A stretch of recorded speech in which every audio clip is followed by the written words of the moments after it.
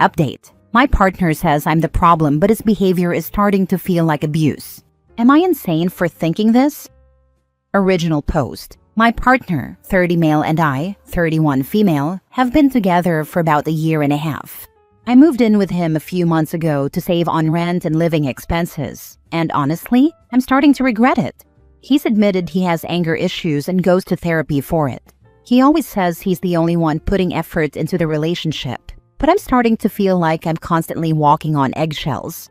Now that I'm in a better financial place, I've been looking into therapy myself, not for anger, but for trauma I went through earlier this year. Here's the thing. He slams doors, even though I've told him it scares me, raises his voice, calls me names, and has broken up with me mid-argument just to prove a point. He's even woken me up by slamming doors when he's mad, and once drove recklessly with me in the car and experienced road rage. When I bring these things up, he'll say stuff like, "That never happened," or "When was the last time I did that?" as if I'm making it up. After social events, he picks apart how I acted or how I spoke. I already have social anxiety, and now I dread going out with him, because I know he'll find something to be mad about afterward. Whenever I try to set a boundary or tell him I'm uncomfortable, he keeps pushing. I get frustrated, and then suddenly I'm the problem because I have an attitude. If I try to take space, like sleeping in the spare room after an argument, he'll throw my clothes and belongings in there and tell me to just stay there permanently. Then he'll switch gears and act all sad and depressed until I comfort him, like I'm the one who did something wrong. It's emotionally exhausting. He also gets jealous when I'm friendly with his male roommates or other people, even though I'm literally nice to everyone. One night, he accused me of deleting messages and cheating because he saw my phone reflection and thought I was hiding something. I was actually just messaging a friend that I felt unsafe and anxious while having a fight. He later tried sneaking into the spare room to go through my phone, then acted like he missed me just to get me back into bed. He tells me what I should or shouldn't do because he cares. But it feels more like he doesn't think I can handle life on my own, even though I'm very independent and have way more life experience than him. Another thing that really upsets me is he says mean, judgmental things about people in public. He calls it having a mean girl persona. Lately, he keeps saying I'm the problem and that I need to look deep within myself. He blames his outbursts on stress or mental health, takes minimal accountability, and things will change for a little bit until they go back to how they were. I leave arguments feeling confused, guilty, and like I have to apologize for things I didn't even do wrong. I know I'm not perfect, but this can't be normal, right? I don't ever act or treat him this way. The only reason I've stayed this long is because he can be sweet. He cooks, helps clean, is affectionate, and when he's in a good mood, things feel easy. But he's mostly in a bad mood and complains about everything that happens, even if it's a minor inconvenience, and it'll bring down his mood. But I'm pretty sure I'm falling out of love with him. Now that I'm more financially stable, I've told him I think we should live separately when the lease is up, because our constant fights are very stressful. But I know how that'll go. He'll guilt me, spam me with messages, and make it seem like I'm abandoning him. We were supposed to get our own place together, but at this point, I just don't know anymore. Does this sound like emotional abuse, or am I the problem? Would love some honest outside perspectives, please. Now for the top advice before reading the update. Does this sound like emotional abuse? Yes. How do you feel physically when he rages and drives aggressively and slams doors, etc.? Does your blood pressure go up? Does your chest feel tight? It's emotional abuse, but it's also physical as it's damaging. I get anxious when I know the tension is building up, even before anything happens. Girl, just leave. Silently. Pack and leave silently when he's not there. Or if it is impossible, have several friends and relatives with you when you are packing and leaving. With an abusive partner like him, it is a must. And I'd make hidden audio recordings of some of his outbursts. So when, not if, he starts love-bombing you, you can listen to them and remember. When you do leave OP, do not let him know that you're breaking up with him in person, because that is the most dangerous time in an abusive relationship, because they are losing control over you and they will do anything to have that control. That is when you are statistically the most likely to be killed by your partner. The reason why I'm warning you about this is because it almost happened to me. He almost killed me. Thank you so much for this advice. He's not laid a hand on me yet, but there has been small signs that he could. He also admitted to me recently that in a past relationship he choked his ex in self-defense. My stomach and heart just dropped. He will either get angry or guilt trip me into staying. Now for the update weeks later. Firstly, I just want to thank everyone for their support and encouragement in my previous post. It means a lot, and anytime I started to doubt myself, I would read your comments. It helped me a lot. I left today. I left a letter and got the heck out of there, as I knew this was the safest and best option. I found a room to rent in a beautiful area and house, an all-female household, and funnily enough, my landlord is a social worker in DV, so she was incredibly accommodating and supportive throughout the process. I told people I trust at work about my plans, and they were also very supportive. I never thought I'd be someone who would enter into a relationship this bad. I've always been good at walking away from early signs in the past, but this person caught me at a time when I was lonely, struggling with mental health, and having financial issues. But there were early red flags I ignored, and I felt sorry for this person as he was good at guilt tripping. These were the signs. Love bombed. Pressured me to be his girlfriend when I wasn't sure yet. Said he would do anything to support me, and that he was there for me. Often the things he did for me were thrown in my face later when angry, and that I never did anything for him. Tried pressuring me to open a shared bank account and combine health insurance, and when I said no and didn't feel ready, I was avoidant and unaccepting of help or growing together as a couple. Gaslighting. Would say things didn't happen, or that I didn't say something when I did, especially around showing him affection. Would sulk and depression sleep when things weren't going his way until I caved, apologized, and gave him affection.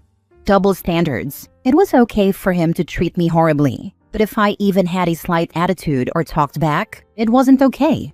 I had to talk in a cute or baby voice, which I hated, to avoid having an attitude, so it didn't start a fight. Slammed doors, threw things, slammed things, called me names, raised his voice, gave me dirty looks, and stormed around. He even did this in the middle of the night when I was trying to sleep and had work the next morning. Reckless driving and speeding with me in or outside the car when mad. This resulted in him getting pulled over by the cops one night.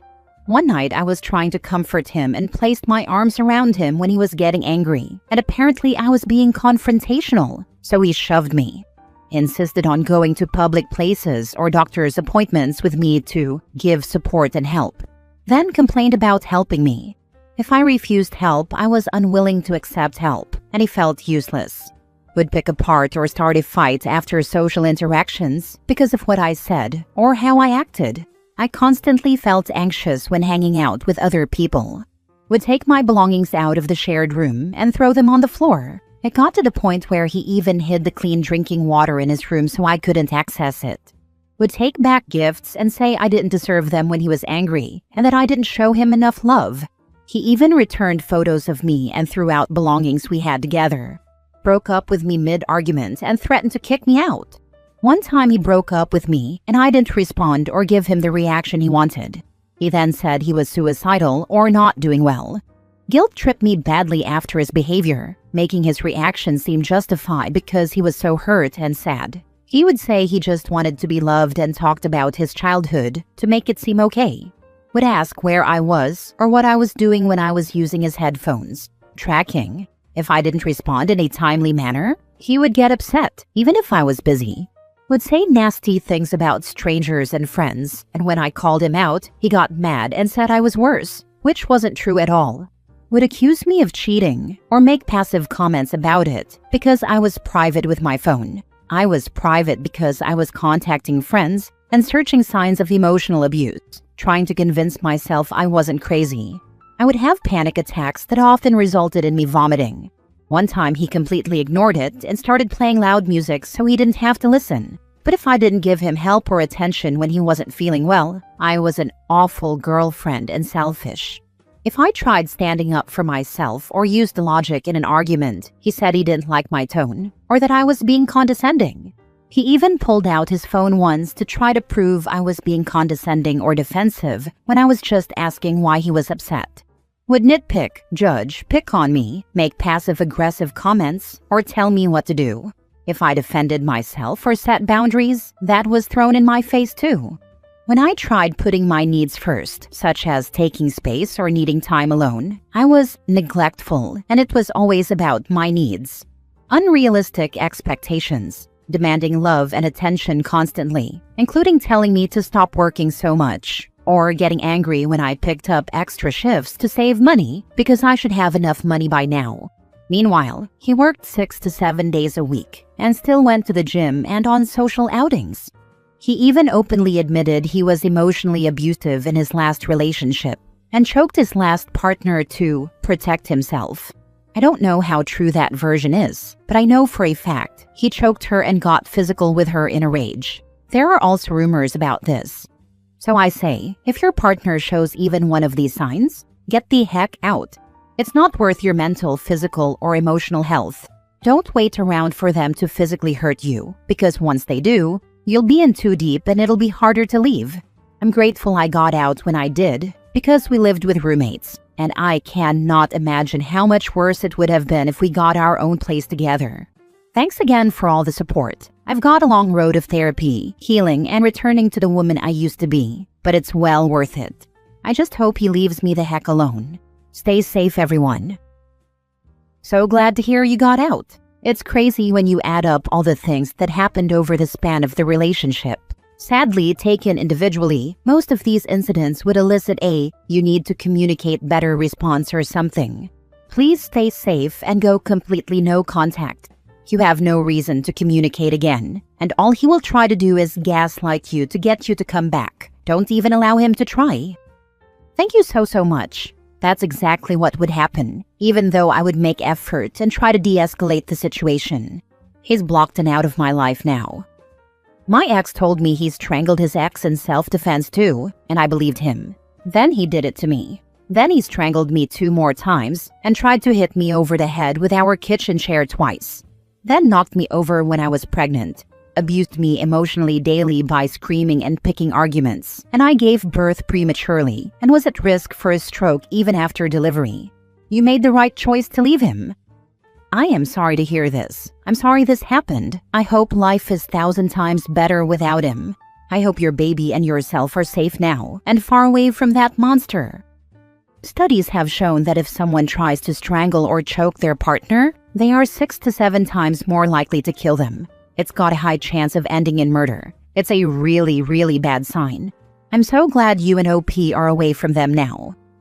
I read this statistic after the fact. After he pushed me and I went to the hospital and the incident was documented, he kept his hands off me. But I sincerely think he was trying to kill me without leaving a mark.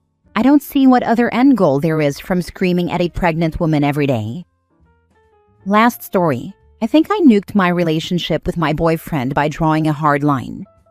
My boyfriend, 32 male, and I, 32 female, have been together for nearly 2 years, living together for 1. He had purchased his house prior to us dating, and I was renting an apartment, so it made sense for me to move into his house. He continued to pay the mortgage, and I took on all of the usage bills, all of the utilities and annual maintenance, as well as the grocery shopping. And we felt that it was a fair split. As our anniversary is coming up, we've been talking about our future timelines and where we see our relationship progressing. We're on the same page with all the big ideas. We know we want to marry each other and start a family following that. But to be in a position to start a family, the house is going to need a lot of renovations. And we've always thrown around the idea that the cost of renos would be my buy-in, so to speak, on the house. From our estimates, everything we would want to do would be around $100,000 at the low end. We even agreed that we could draw up some kind of agreement to protect both of our interests financially. As it's gotten closer to the reality of reaching out to contractors and banks, I've felt more and more unsettled about the situation. I feel confident in our relationship, but foolish making an investment in a boyfriend's asset. I told him that I would like to be engaged before starting this process, so I feel like he's making a commitment to me as much as I am. We've talked about being engaged prior to this, but he said adding this element makes it feel very transactional and takes away the romance and sparkle of it all. I didn't tell him I wanted to be engaged by a specific date or anything like that. Just that if this renovation is what we want to pursue, this is the action I'd like to take beforehand. He seemed upset by my statement, and I feel like I've really taken some of the romance and surprise out of the idea of a proposal or being engaged. The morning after this conversation was cold and tense, and I can't help but feel like I've done irreparable damage. But I don't feel wrong in making the request. Am I being reasonable? Is this recoverable? Forget engaged. Don't do this unless you're married and on the deed. This OP. People can always break engagements, but it's harder to break a deed.